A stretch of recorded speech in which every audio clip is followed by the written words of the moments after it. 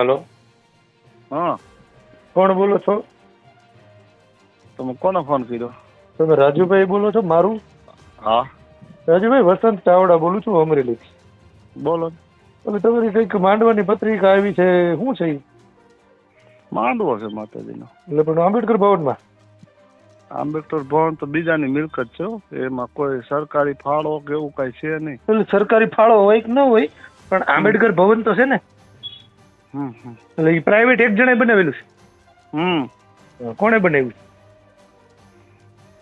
આવીને જોઈ જાવ ને. તો પણ તમને ખબર છે તો કયો ને. મારે શું કરવાનું? આવી રીતે જ ઉગ્ર કરીને મનસુખ રાઠોડે આ બધું કર્યું છે. મનસુખ રાઠોડ કોણ છે? રામોદનો. હું નથી ઓળખતો. એને જ પત્રિકા નાખી છે ને.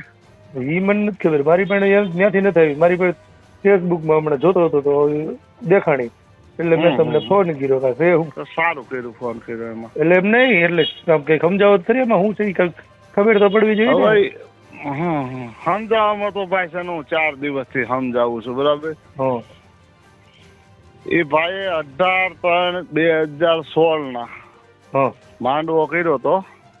જેને આ પોસ્ટ વાયરલ કરી ને હા, એને માંડવો કર્યો તો. વોટ્સઅપ વાપરો છો ને આ નંબરમાં? હા, વાપરું છું. હા, એટલે હમણાં તમારા પત્રિકા નાખવું. ઈ મારી પત્રિકા નાખે, ઓલી નાખે, બરાબર. અને ટેલી કરવા તમારે ક્યારેક સમય સંજોગે કામ આવશે. એમાં એને આંબેડકર નો ફોટો, મેલડી માનો અને પોતાનો ત્રણે એક જ લેવલમાં કરીને રાખ્યો છે. બરાબર. એને તમે એટલું તો પૂછી લેજો કે આ ત્રણે કેવી રીતે એક લેવલમાં થાય. બરાબર. એટલે ઈ કોણ છે જેને આવી પત્રિકા છાપી? એ ભાઈના નંબર, નામ બધું તમને હું દઉં છું ને હમણાં. છે, ચાલો. બરાબર. હા. બીજા નંબરમાં હું ચાવડાભાઈ, તમારું નામ કીધું? વસંત ચાવડા. વસંતભાઈ ચાવડા, બરાબર છે.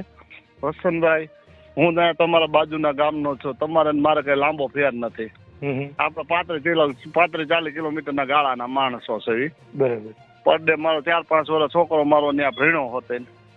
એક ભાઈ મારો ત્યાં રહે જ છે, લાલાભાઈ લખેલું રહ્યું ને, એ ભાઈ ત્યાં જ રહે છે, નાનો, અમરેલીમાં. હા, બરાબર. બરાબર. કોઈ હું તમારી યાર એવો વ્યક્તિ દીઠ તમને કઈ ઉગ્ર નથી થતો, તમને એવા કઈ બાંડા જવાબ નથી દેતો, હું તમને એક પ્રેમથી કહું છું. મારી પાસે ઘરે, મારા પોતાના ઘરે જગ્યાનો અભાવ છે. બરાબર. બરાબર. મારા માણસો આવે તેને સાચવવા ક્યાં. બીજા નંબરમાં આંબેડકર ભવનની અંદર આપણે માંડવો હજી મેં કરી નથી નાખ્યો.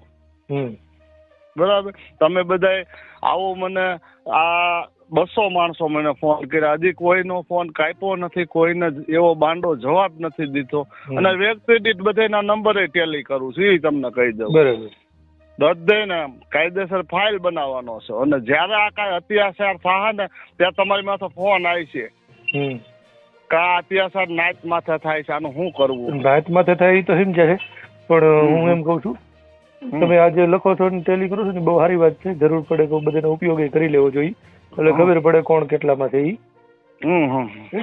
અને બીજું મારી પાકિસ્તાનની બોર્ડર આવે ત્યાંથી ફોન આવ્યો છે ને, એના હોતે જવાબ ભરી દીધા છે આપણે. કોઈને આપણે ગાઈડ નથી દીધી, કોઈની ગાઈડ આપણે ખાધી નથી.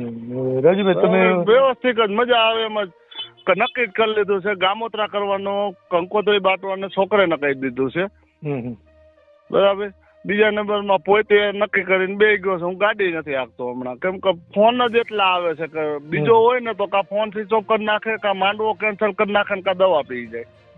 મેં તો એમાંથી એક પ્રશ્ન નથી કર્યા. બધાની સામો આપણે, હું પોતે સાચો છું, મારી પાસે પ્રૂફ છે. જેને વિડીયો વાયરલ કર્યો ને તો નાયતના અને સમાજની રૂએ અને જે કોઈ આ દળ હાલે છે ને એના નામથી સરી ખાય છે. અમે એ તો નથી જ કર્યું. તમે શું બિઝનેસ કરો છો રાજુભાઈ? કડિયા કામ કરું, મજૂરી કરું. છોકરા મારા ભણે છે, ડિપ્લો પૂરું કર્યું, ડિગ્રી કરે. બરાબર. હું તમને પ્રશ્ન પૂછું, ખોટું લાગે તો માફ કરજો. ના ખોટું ના. પૂછવાનું કારણ એ છે કે માંડવો કરવાથી શું થશે? કાંઈ ન થાય. તો શું કામ કરવું? બસ મોજથી કરવો છે.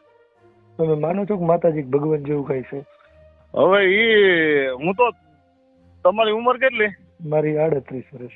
38 વર્ષ. મારે 43 વર્ષ છે. હું 30 વર્ષથી આંબેડકરવાદી છું. એની પાસે મારી પાસે પ્રૂફ છે અત્યારે. જેથી 32 ફોન હતા ને હા તે દુનનો હું આંબેડકરવાદી ત્યારે હોતે ફોટા પાડેલા આજની તારીખમાં મારી પાસે છે. આજની તારીખમાં જેથી 32 ફોન હતો ને તેથી હું એ મેમરી કાર્ડમાં ફોટો નખવીને એ ફોટો પાછો જઈને તેથી તો એ ફોટો કાઢવાના પૈસા એટલા થતા. તેથી મારો ને આખો ગ્રુપ મહેતા ખંભાળિયા ગામનું જે કોઈ બાયું છોકરા નાના ડોહિયું બાબા આ બધાના આવું બધું મેં સાચવીને રાખ્યું છે. હું કોઈ તે આંબેડકરવાદી શું જ છું એમ શું. તો સાહેબ તમે આંબેડકરવાદી થઈ અને આ વસ્તુ જે કરો છો ને આનો જે પ્રચાર થાય ઈ ખોટો થાય એવું નથી લાગતું તમને? ના ના કાંઈ ખોટો નથી. મને મોજ છે ને હું મજા આવે. તો આંબેડકરવાદી આવો પ્રચાર કરે પણ આ ભાઈ જેને વિડીયો વાયરલ કર્યો એ શું છે એને પૂછી જોઉં તો એને તો મૂકન પડતા હોય. એટલે મેં તમને પૂછ્યું કે મનસુખભાઈ કોણ? હું નતો. ભાઈ મનસુખભાઈ તો ઘરે માતાજીનું મઠ બનાવ્યું છે. બરાબર. વાડીએ બનાવ્યું છે. ગૌશાળાના નામથી જગ્યા વારી લીધી છે. બરાબર. ગાવું તો ત્યાં છે નહીં. પોતે વાહે 4 વ્હીલમાં કાયદાના પિતા લખે છે ને ગાડીમાં દારૂ પીડ્યો હોય તો આવું આંબેડકરવાદીમાં આવું આવે છે. હું એમ કઉ છું કે ઈ કરે છે એવું હાલો તો એનો મતલબ એવો છે કે આપણે કરવું? ના હું ક્યાં કરું છું. તમે એમ કહો છો ને કે હું આંબેડકરવાદી છું તો આંબેડકરવાદી વ્યક્તિ હોય ઈ આવી રીતે માતાજીના પિતાજીના માંડવો કરીને પ્રચાર કરે ખરો? બધું કરવાનું હોય એવું કઈ ને સમાજમાં. તો આંબેડકર ભવનમાં લગ્ન ને બગન નહીં કરવાના ને. લગ્ન ની વાત નથી કરતો હું. તમને કહું છું કે બાબા સાહેબ આંબેડકરે 14 ઓક્ટોબર 1956 દીક્ષા હુકમ જગ બરાબર લીધી સાહેબ એમ કઉ છું. બાબા સાહેબ આંબેડકરે 14 ઓક્ટોબર 1956 જે દીક્ષા લીધી બરાબર એને 22 પ્રતિજ્ઞાઓ આપી કે હું રામ લક્ષ્મણ ને કે શંકર પાર્વતી ને કોઈને ભગવાન નહીં માનું. બરાબર. હું એની કોઈની સેવા પૂજા નહીં કરું. તો આપણે આંબેડકરવાદી હોઈએ તો આપણે ભગવાન ને માનતા હોઈએ? પણ કેટલા ટકા નથી માનતા એવું તમે સાબિત તો કરી દો. પણ હું એમ કઉ છું તો શરૂઆત કોણ કરશે? તમે એમ કહો છો હું આંબેડકરવાદી છું તો શરૂઆત તો કરો. તો તમે સારા રસ્તે લેવા કોક આવો તો ખરા. તમે બાબા સાહેબ ને કોઈ લેવા થોડો ગયો તો? બાબા સાહેબ ને કોઈ લેવા ગયો તો? તો તમને અત્યારે કોઈ આવું શું કરવાનું? તો તમારે મને ફોન કરીને પૂછવું જોઈએ. તમારે સારું માર્ગદર્શન કરાવવું હોય તો તમે પહેલાથી જ જાગૃત થઈ જાવ ને. પણ અમે તો તમને ઈ જ પૂછી છે. તમે તમારા મોઢે કહો છો કે હું આંબેડકરવાદી છું એમ. અમે તો આંબેડકરવાદી જ છીએ. આંબેડકરવાદી તો પેલી વાત છે. એટલે એવા આંબેડકરવાદીઓ પર એવા પ્રૂફની જરૂર ન પડે સાહેબ. આંબેડકરવાદી છે ને બાબા સાહેબ ની વિચારધારા પ્રમાણે કામ કરતો હોય ને એ કરતો જ હોય. એના માટે આપણે ફોટા પાડીને કે વિડીયો બનાવીને પ્રૂફ કરવાની જરૂર જ નથી. હું માત્ર એમ કઉ છું કે જો બાબા સાહેબ ને માનતો હોય એ વ્યક્તિ આવો પ્રચાર ન કરે. પણ હું ક્યાં હું તો મારા મોજથી કરું છું ને. તો પછી પોતાને આંબેડકરવાદી કહેવાનું બંધ કરી દે ને સાહેબ. અમે ક્યાં તમને કહ્યું છે? તમે કહો છો એટલે અમે કહ્યું. તમે કીધું હું આંબેડકરવાદી છું. તમે શું કામ આંબેડકરવાદી પોતાને સાબિત કરવા માંગો? કેમ કે આંબેડકરવાદી આવો ન હોય જે અંધવિશ્વાસ નો અને જેનું અસ્તિત્વ નથી એવા ભગવાનો નો પ્રચાર કરે એને આંબેડકરવાદી ન કહેવાય છે? ના ના બધું કરવાનું હોય. એટલે તો તમારી જેવા પ્રચારકો છે ને એના લીધે જ સમાજ માર ખાય રોજ ઉઠીને. અને તમે જે નામ નંબર લખીને રાખ્યા છે ને એ હાચવી રાખજો. ક્યારેક તમારી મત ખ્યાલ આવે ને તો એ બધા આવશે. એ કોઈ ના નહીં પાડ્યો. મને ફોન કરજો. તમારી માથે જયારે અત્યાચાર થાય ને ત્યારે મને તમતાર ફોન કરજો. હું આવીશ. હા તે કાંઈ વાંધો નહીં.